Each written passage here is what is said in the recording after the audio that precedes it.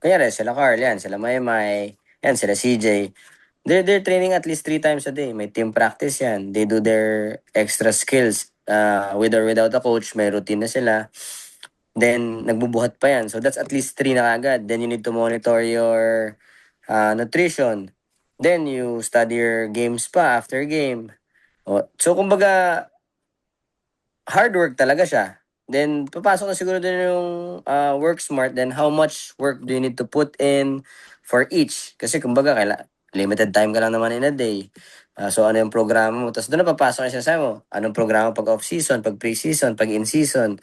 So, doon na papasok yung paano isa-strategize ng mga coaches, how much work to put in doon sa amount, sa time na yon.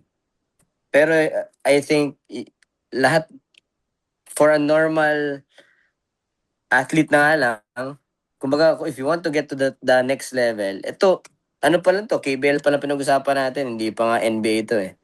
'Di ba? How much more yung mga ano doon. Pero syempre, they have a different advantage. They have the advantage of height, they have the advantage of genes.